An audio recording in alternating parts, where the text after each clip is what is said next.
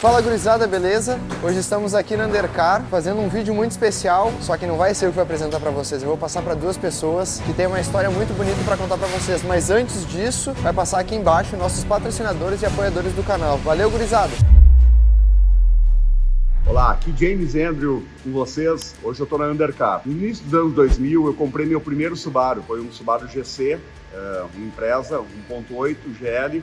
Eu comprei com 38 mil quilômetros na época, tá? Esse carro ficou comigo por 19 anos, mas no início, quando eu comprei o carro, eu saí da casa do primeiro proprietário, eu fui até a oficina Geotech. O Geotech tinha um cara que tinha um Subaru e eu já tinha ido lá outras vezes com outros carros da manutenção, geometria, balanceamento, essas troca de pastilha de freio, essas coisas básicas. Mas nesses últimos 25 anos a gente desenvolveu não só uma relação profissional, mas uma amizade muito grande. Hoje eu estou aqui com o meu amigo Fábio, proprietário da Undercar. Tudo bom, pessoal? Estamos aqui de volta, hoje com o James, que é meu 25 irmãozão. anos depois. Meu irmãozão. Cara, e a gente tem muitas histórias boas, e eu já falei várias vezes também, principalmente a vez que eu peguei e falei no podcast do Jofai, que o meu grande incentivador de me dedicar totalmente à marca é o James. Foi que você disse, pô, cara, tu mexe no meu carro, tu mexe no teu carro, tu mexe legal, tu mexe com vontade, cara, te dedica mais. Eu acho que a gente tem que lembrar que a gente está falando de uma Porto Alegre lá do início dos anos 2000. Não tinha internet. Não tinha internet, as coisas eram tudo regionais e no bairro, né? Moro na Zona Norte a vida toda, o Fabinho também da Zona Norte, e ele tinha uma empresa dele, que apareceu de novo para nós aí, 20 e poucos anos depois, tá? E esse carro aqui que deu início a tudo, porque era o cara que, o Fabinho era conhecido como o cara da Geotech, né? Que tem um Subaru 4x4, ou um carro 4x4, não é uma época que a gente conhecia o quê? Sedãs 4x4 ou hatch, seria um Mitsubishi, né? Um GT. Eu acho que tinha talvez o Eclipse. O GT também, né? O GT. Aquele GT 3000, né? GT 3000, né? Carro de baixo orçamento que tu encontrava mundo afora uma senhora grávida levando os filhos na escola ou indo na feira, entendeu? Carro barato. Não era um carro de playboy turbo, caríssimo, que poucas pessoas tinham recursos para ter. Então era um carro fácil de ter. E acabou que o Fabinho já tinha essa empresa e uma época surgiu uma oportunidade de eu comprar um que era anunciado como do vidro igual, entendeu? Era um carro muito zero, um carro com 38 mil quilômetros, que eu fiz questão na hora que eu comprei o carro, eu fui na antiga Geotech levar pro Fabinho, pro meu novo amigo, ver o carro. E aí, curtiu, né? Um carro bem novo, né? Tem algumas coisas ali. Ele saiu catando muitos carros, né? E esse carro que veio era impecável mesmo, mas ele tinha uma coisa de ruim. O que era de ruim, cara? Era um carro... Não, tinha uma coisa assim que era berrante. Tu vai te lembrar. Rodas. Roda, meu pai, Deus me livre. Era a pior roda, a roda mais feia que eu já vi. Eu comprei de um senhor que na época tinha 80 anos de idade. Ele abriu a porta da casa dele, que eu vi o anúncio dos classificados na época. Domingão pegou no sábado. Domingo, não. Pega no sábado pra pegar antes. Não, peguei domingo, fui na segunda-feira ver o carro. E aí cheguei lá, um senhor de cueca abriu a porta dele, uma mansão no Três Coroas, Três Figueiras, numa mansão ali nas Três Figueiras, abriu a porta dele, tinha lá tinha vários carros que na época eram mitos, assim, né? O de uso talvez era um TP, alguma coisa assim, sabe? Daí tinha vários carros. E o Subaru já era um carro que ele era 96, ele já estava meio em desuso. Então ele já estava no fundão da garagem, assim, o velho gostava de carro, sabe? E aí era um GC Prata que hoje está rodando em algum lugar do Brasil aí. É um carro que, assim, olha, talvez os primeiros torques do Japa foi o Fabinho que quebrou. Tirou de parafusos. O carro era muito novo. Carro íntegro, maravilhoso. Um dos carros mais íntegros que eu já vi, e tu deixou melhor ainda. Não, depois a gente foi melhorando. Eu fiquei 19 anos com o carro, né? E foi um carro que tu lembrou das rodas, agora me veio a cabeça. E no final dos anos 90, a primeira customização que tu fazia num carro era comprar o carro. E esses Subarus vinham com calota, vinham com roda de ferro e calota. E esses Subarus, apesar de já ter uma motorização que encanta quem gosta de carro, uma transmissão que então nem se fala, né? Até hoje todo mundo pensa em Subaru, pensa o quê? Um carro all-wheel drive, 4x4, né? E só que na época tu tinha uma versão simples como essa, que ela vinha com roda de ferro e a primeira coisa que fazia. E eu herdei um carro que eu comprei com 38 mil quilômetros, umas rodas que o meu colega de Subaru... Põe as calotas de volta. Põe as calotas de volta. Porque a gente vivia muito nisso, né? A gente não tinha contato com o Brasil afora e o mundo através de Instagram, Facebook, etc. YouTube, não existia isso, né, galera? Então a gente sim fazia encontro de 2 carros na oficina dele para ficar olhando os carros e ficar pensando o que a gente podia... nós vamos fazer... Incrementar. Exato, O upgrade era incrementar. Não tinha upgrade nessa época. Era incrementar o carro. Exato, e era mais ou menos o tuning, lembra? Não, é antes do tuning. O tuning vem depois, né? Não sei se veio. Não, veio depois. Mas uma das coisas assim que era bem... A gente não tinha... O que a gente tem hoje. Hoje tu entra no Google, tu procura uma peça do carro, tu acha. Se vier lá do Japão, ela vem. Antigamente tu não tinha. Se não tem em São Paulo, tu não tinha nada. Então a gente tinha essa dificuldade. Mas era muito legal, que era muito sadio, era muito Sim, eu me lembro o primeiro upgrade que eu fiz seria trocar as rodas. O segundo foi que o GL nem todos vinham com a barra estabilizador traseira. Exato. Aí a gente conseguiu de uma Legacy 2.2 sucateada, a gente conseguiu o conjunto de bieletas estabilizadora traseira com os bracinhos link ali traseiro e a gente instalou e aí foi indo, cara. Isso aí já era upgrade. Isso aí já era Mas upgrade. assim, tem umas histórias muito boas do James catando o carro. Daí ele veio com outro carro, te lembra? Foi com uns 2 ou 3 carros, eu me lembro. Aí ele disse, não, olha só esse carro. Ele entrou com aquele carro e disse, não tá muito bonito, né? Nada parecido do que o que ele comprou era perfeito. No entanto, que ele acertou. Aí ele chegou, não, porque esse aqui era de um cara, não sei o que mais, fomos abrir o porta-mala. Lembra que o cara tinha virado tinta dentro do porta-mala? É verdade, teve isso. Cara, o carpete era branco, tinha mais umas cores, assim. E aí, essas coisas assim, que foi, a gente tem várias memórias afetivas do Subaru. Por questões assim, cara, eu e o James uma vez comprou um carro que não estava andando, a maior felicidade que a gente teve, cara, fizemos um carro andar, um carro que era para virar sucata. Soltamos o semi-eixo, fomos dar a volta na quadra, dando risada. Que a gente foi uma galera que pegou esses carros quando eles caíram em desuso, por causa que começou a vir gerações de carros novos, mais baratos, e esses carros acabaram tendo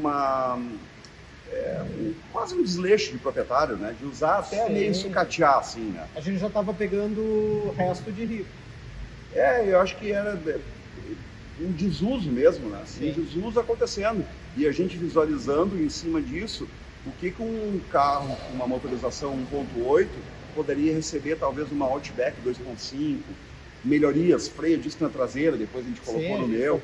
Então foi acontecendo tudo isso, né? Depois essa história que todo mundo já conhece aí, via fórum do Clube Subaru Brasil. Sim, James começou no Orkut. Na época era Orkut. Orkut. Eu era conhecido como Sr. Provolone nas redes sociais aí. Tinha codinome. Fornecia peça para o Brasil inteiro e hoje a gente continua, né, de uma certa maneira fazendo isso, né? Só que o Brasilzão velho, o mundo tá tudo mais perto, né? Hoje a gente conhece a galera do Brasil inteiro aí. Cara, algumas curiosidades da nossa amizade, do nosso convívio. Teve uma época que eu vendi esse carro, foi a vez que eu vendi esse carro, que foi uma tristeza, foi uma comoção total, mas foi... Eu lembro por causa do motivo. Tava vindo o primeiro filho dele, o Teteu tava vindo, e aí ele precisava um carro, talvez a patroa tava já pressionando, não para trocar a cozinha, vender o carro para reformar a cozinha, trocar os armários, mas não, agora vai ter que botar uma cadeirinha. E o GC todo mundo sabe, é um carro menor, foi feito por ali? Ele é um carro menor, o habitáculo dele é menorzinho. E aí tu comprou, foi o quê? Uma Scenic. Uma Scenic, ele virou um carro de Scenic. E foi muito legal, porque ele me deu uma jaqueta azul, Blue Mica, do WRC, oficial, tudo, e falou, olha, tu fica com essa jaqueta. Não tô te dando. Quando eu comprar um Subaru de novo, eu quero de volta. Eu nunca usei a jaqueta, deixei guardada em casa. E cerca de um ano depois, por aí, né, eu liguei para ele e falei, cara, achei teu carro. A gente vai ter que ir lá em Cachoeiro do Sul comprar ele. Pegamos o meu GC, aquele que já estava todo mais customizado, mais melhorado, né? Estava mais harmonizado. Pegamos esse carro, fomos a Cachoeiro do Sul e lá tinha um místico GT98 vermelho, que foi o carro que ele volta para Subaru. E assim a história acontecendo. E tem muita coisa, daí nós vamos, o James vai catar, nós vamos conseguir um monte de foto, vamos tentar colocar isso. Senão a gente vai fazer disso um podcast. Exato. E a gente vai deixar vocês curiosos, tem muita história. Agora mais uma coisa, agora é Fala Cabron. Fala Cabron. Fala Cabron, fala um pouquinho do teu espaço Fala Cabron. Ah, tá. O que o Fala Cabron é um formato que eu arrumei através do Instagram, tá? De fomentar o que eu mais curto como lazer, diversão, fazer amigos, making friends. Subaru, o mundo Subaru, a Subaru mania não passou, já fazem 25 anos, entendeu? Tenho feito grandes, melhores amigos através do Subaru. E o uso do Subaru, né? Do mesmo jeito que tem uma galera que tem uma vocação, e eu acho fantástico, uma paixão, um amor pela pista, track day. O meu track day é pegar meu Subaru e sair rodando o mundão afora aí. Eu acho que tem muita estrada, muita ruta, muitas freeways por aí para a gente circular. E se tu quiser, tá aqui embaixo o meu link. Tu segue o Fala Cabron, que lá eu ponho dicas de viagem, dos lugares que eu ando. Eu gosto muito de ir para a Patagônia, andar com meu Subaru na neve, que acho que é o verdadeiro ambiente desse automóvel, né? Tão amado por mim e por ti que tá assistindo. E é isso aí, dá uma conferida aí no Fala Cabron, dicas de viagem e um desbloqueio para tu pegar teu Subaru e não fazer o carro mais legal da cidade. Cara, teu carro pode ser legal lá em Buenos Aires também, tá? Montevidéu, em São Paulo, Rio de Janeiro, Porto Alegre. Bota teu carro para rodar, ele merece. Apertem os cintos. E bora meter marcha, Cabron. Então, gurizada, estamos aqui saindo com o Fabinho para dar uma volta no Subaru Empresa. Meu primeiro Subaru. Apareceu na oficina. Como é que é a nostalgia de andar nele novamente? Cara, é maravilhoso, na verdade, que o carro, mesmo ruim, é bom. Não fala isso. Não. Mesmo ruim é bom porque o carro já foi bom um dia, já foi ótimo. Nas minhas mãos o carro era maravilhoso. Na época era o meu sonho de consumo.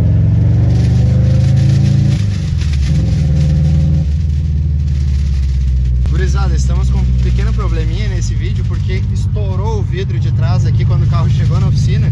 Então o som não vai estar lá grandes coisas, vai ter uns barulhinhos estranhos, mas não se preocupem. Hoje eu tô andando com um carro que foi meu primeiro Subaru, que eu digo, é a pedra fundamental do que eu sou hoje, na questão profissional, na questão da marca que eu escolhi para trabalhar, porque tem um sentimento muito grande mesmo. E vocês viram no vídeo o James também, um amigão, um irmão, que a marca me trouxe. Então, assim como a Subaru, cara, tem várias marcas, e eu acho que o James agora vai pegar esse nicho de contar muita história, o que a marca de outros carros também fizeram. O cara que tem Volkswagen, o cara que tem BMW, sabe? O cara que tem Fiat, tudo. Peugeot, sabe? Então... É muito amor envolvido pela paixão que se chama carros, né? Exatamente, como diz o James, né? Eu nunca vi um cara de Corolla dar uma buzinadinha pro outro ou dar um sinalzinho de luz e se cumprimentarem como se nunca se viram, sabe? Isso acontece muito com o Subaru. Cara, o Subaru, eu sei por mim, eu paro num lugar, cara, os caras vêm me perguntar sobre o carro, tudo. Então isso aí é muito legal, muito legal. E o James também tem outra frase muito boa, que ele diz assim: pô, cara, eu nunca vi fazer amizade bebendo leite. A gente gosta de carro e tomar cerveja. O James, o Cabron, adora um vinho, sabe? Então, cara, eu acho que vai ficar bem legal esse foco aí de falar coisa mais descontraída, não tão técnica, sobre carros, cara, que carro não é só potência, não é só cavalaria, preparação. Cara, carro tem história. No meu mundo, hoje carro tem história. Cara, se eu começar a fazer o podcast tem que ser de 24 horas, eu diria o Jô, porque, cara, eu vivi boa parte da minha vida, vivo carro. Eu vivia em autódromo, hoje não vou em autódromo. Hoje eu tenho uma família, tudo, mas eu vivia em autódromo, eu saía de festa, subia num carro, com uma caminhonete, com uma carreta atrás, pra gente ir pra um autódromo. E era assim a minha vida, né? Então a minha construção como pessoa, cara, é automobilística. E aí que a gente fala, a questão dos automóveis não é só potência, cara, ele une as pessoas, às vezes afasta também, né? Mas tem muitas coisas assim maravilhosas, histórias muito ricas de pessoas que trabalham com carro. Principalmente no nosso estado, que ele é rico em veículos, assim, ó, Exato. fora do nível. Uma hora assim, cara, ontem eu tava falando com um cliente, a primeira vez que ele foi na minha oficina. O que ele tem? Cara, ele comprou um Subaru, ele estudou para comprar um Subaru, ele disse, cara, era o carro que eu queria. Estou muito feliz que eu achei alguém que mexe com essa marca, que eu agora, eu não tô órfão, eu sei que eu vou ter alguém para me auxiliar nessa questão. E é o que ele disse assim, cara, ele já virou meu amigo.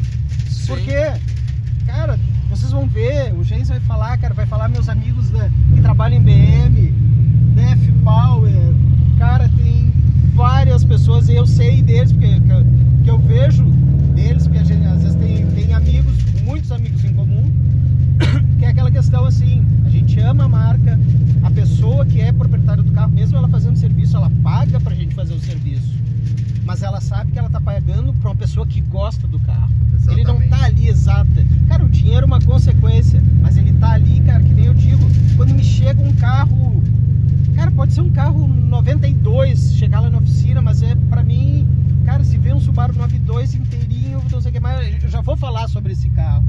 E eu acho que todas as marcas têm isso aí. Será que a gente consegue dar uma esticadinha aqui? Vamos tentar, vamos lá, deixa eu...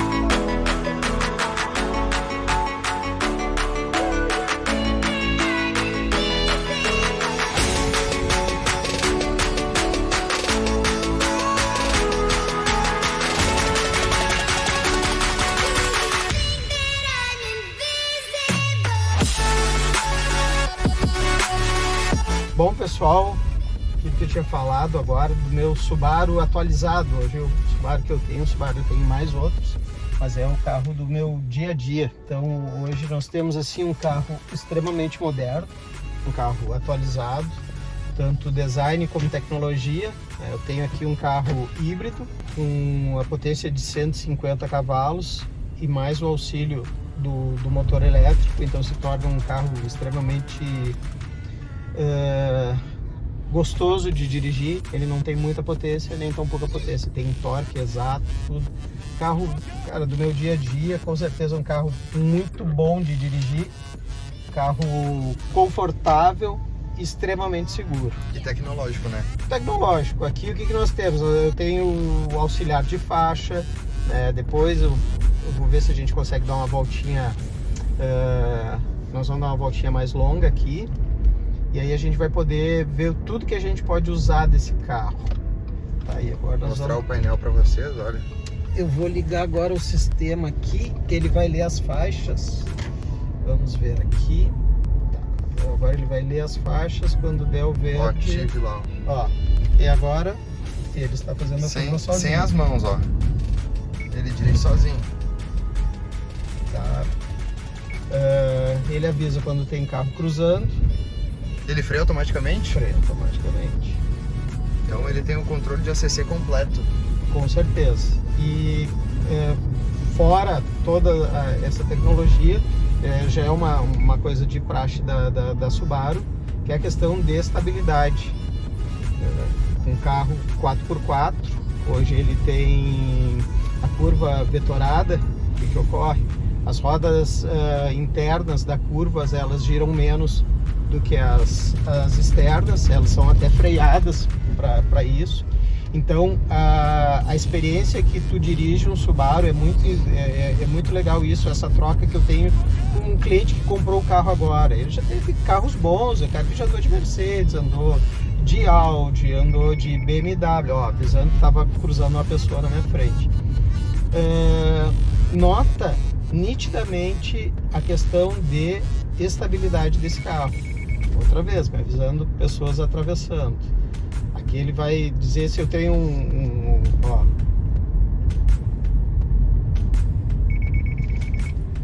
Avisa. Então, cara, muita gente tá, principalmente aqui no sul, nós somos... nós temos o desprivilégio de não ter uma concessionária que venda o carro. Então a gente precisa, no intuito que eu comprei esse carro, me atualizei para o quê? Eu não quero que o meu cliente, independente que ele vai comprar um carro zero, ele não vá fazer logo o serviço comigo, porque o carro vai estar na garantia, mas eu não quero perder o cliente da marca. Porque acaba atrapalhando, né? Me afasta o cliente, eles ficam com medo. Não vou comprar Subaru porque não tem concessionária. Não, e eles nem sabem, às vezes, a qualidade do carro que a Subaru tem, que o preço desse carro... Ele é acessível perto dos outros. Muito competitivo pelo seguinte, cara, tu tens um carro híbrido com uma tecnologia maravilhosa, carroceria, espaço, conforto, tudo. E se tu pegar um carro com todos os atrativos que tem esse carro aqui, ele deve ser no mínimo 100 mil a 150 mil reais acima do preço desse veículo. Do preço de uma Forester. E a dúvida que todo mundo tem, como é que é a manutenção de um carro híbrido?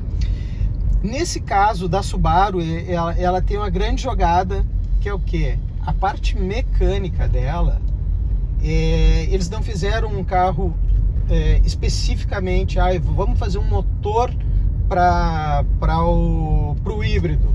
Porque se tu torna outro, tu faz outro motor, tu produz, tu projeta, vai ser peças diferentes, vai ter outros custos. O que acontece? Se o cara me chega com uma Forester 21 lá na oficina para trocar óleo, trocar líquido de arrefecimento, trocar tudo, todas as peças... A revisão geral é a mesma deste motor.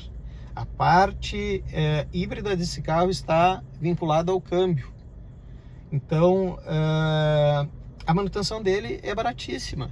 É baratíssima. A bateria, ela é pequena, não é nada de trambolho. É um carro que ele se regenera. Eu vou botar aqui no painel para vocês.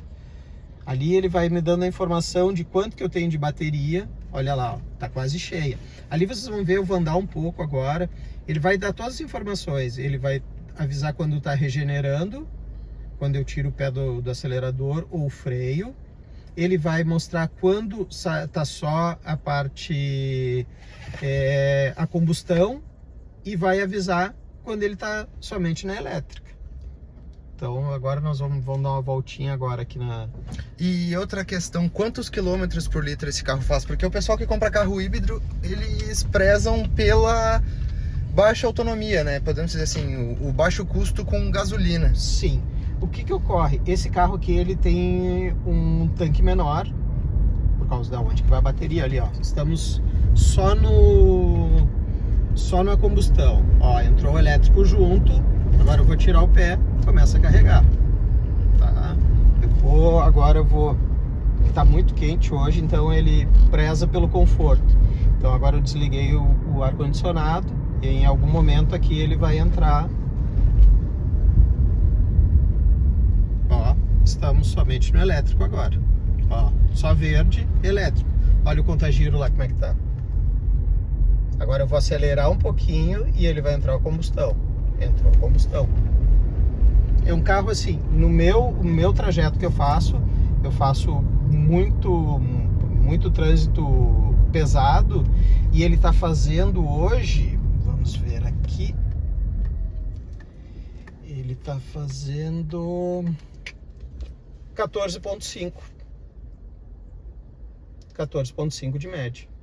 Agora, ó, paramos, ele entra meio o sistema start-stop, só que o que ele tem de diferença que muita gente não entende, que tem alguns carros que para ele ser híbrido de verdade, ele precisa movimentar o carro com motor elétrico. Ó, ele se movimenta com um motor elétrico mesmo. Então tem carros que eles não conseguem, eles não têm essa capacidade de... Eles só trabalham o elétrico com a combustão funcionando. Aqui não. Quando eu vou... Agora eu vou entrar numa rua aqui e a gente vai andar devagar e nós vamos andar praticamente só no elétrico. E outra questão que todo mundo tem medo, essas baterias podem raspar no chão, esse carro pode... Esse carro é... vedada, como é que é? Sim, a bateria dele fica numa parte superior da onde que era o step, então ela fica totalmente protegida. Agora esse carro pode pegar água, andar nas dunas, na areia, não tem corrosão, perigo de nada? Não tem nada. Ó, estamos andando com motor elétrico. Com motor elétrico. Para vocês terem ideia, quando eu pego a freeway, em alguns momentos da freeway, que eu tiro o pé, que é uma descida, eu ando, olha, uns 3, 4 quilômetros somente no elétrico. Isso torna um carro de família, né? Esse carro é extremamente baseado para uma pessoa que tem filhos, ou que está iniciando uma família, ou que é um carro espaçoso. Exato. E é um carro, o que eu prezo, como eu pego estrada muito, eu gosto de viajar, eu tenho casa uns 100 km de Porto Alegre, então eu estou sempre viajando. Segurança. Tem uma frase que é uma das melhores, que eu acho que qualquer pedra é mais macio que para-choque de caminhão. Então a gente sempre tem que ter um carro que vá proteger. Cara, tu tá levando o teu bem maior que a tua família. A minha família é tudo pra mim. Então eu não vou andar. Nós temos um carro menor, da minha esposa, um carro menor, carro super econômico, um carro que anda bem, tudo. Mas e também é um carro ótimo de segurança, né? Com certeza. 5 estrelas. Exato, mas mesmo assim, eu não me sinto, porque o carro é mais baixo, então tem todas essas questões assim. E quando tu quer brincar, tu tem teu STI ali guardado. E fora os outros Subarus que tu também tem, Tribeca, outras Foresters, assim vai indo. E assim vai indo, mas a questão que a gente fala muito da Subaru, cara, da tecnologia de segurança do carro. Então, aqui a gente tem tudo de ponta. E o que o pessoal assusta muito também, né? A questão da manutenção da Subaru comparada com outras marcas premium, digamos assim, Mercedes, BMW, ela não é tão cara quanto uma troca de bomba de combustível, uma troca de alternador, estragou uma correia dentada, tem que trocar. Não, sim. Ela ainda é mais acessível que as outras marcas. Com certeza. Esses carros premium aí, a gente trabalha, a nossa oficina trabalhamos com Mercedes, BMW, Audi.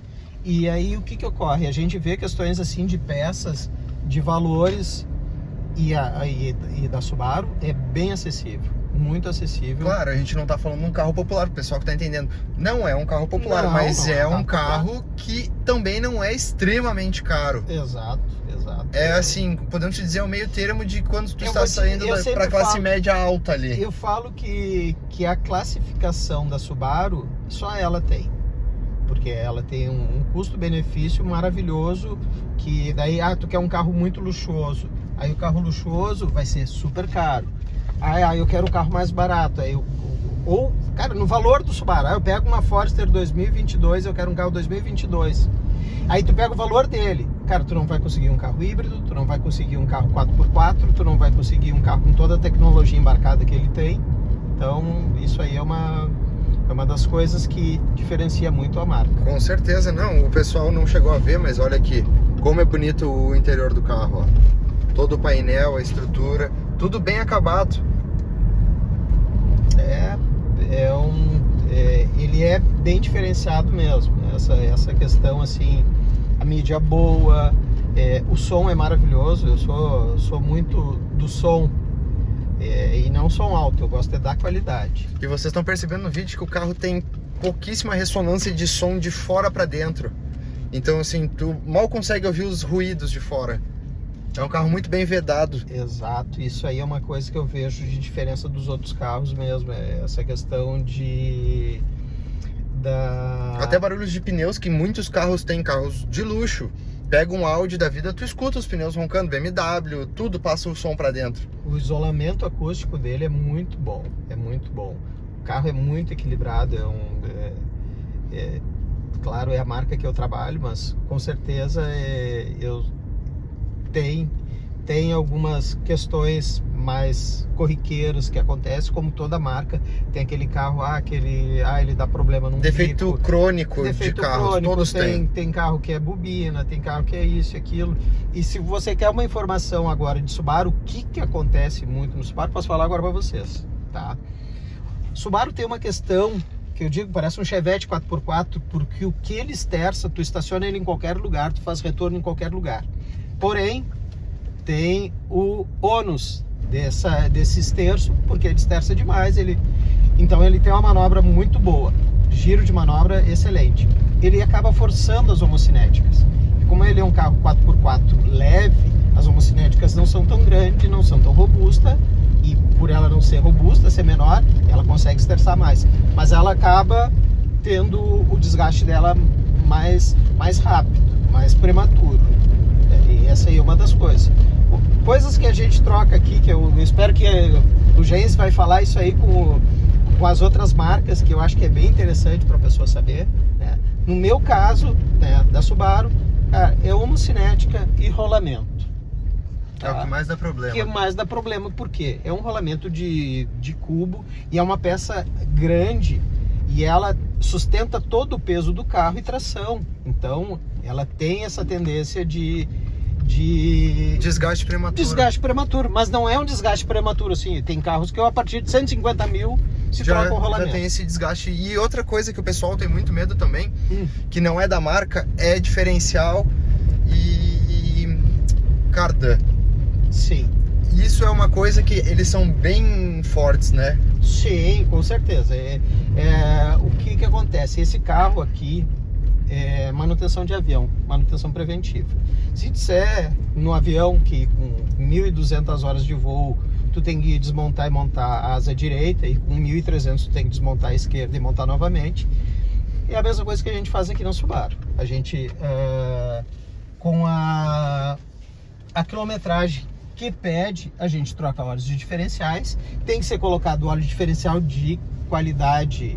Na caixa também, né, que a gente viu um problema com o cliente teu, presenciei, foi trocado o óleo da caixa incorreto, deu problema de novo, quebrou a caixa e o cliente ficou pé da vida, mas não foi erro dele. Não. Foi erro de especificação de óleo que não foi feito corretamente. Exato, a manutenção não por especialista.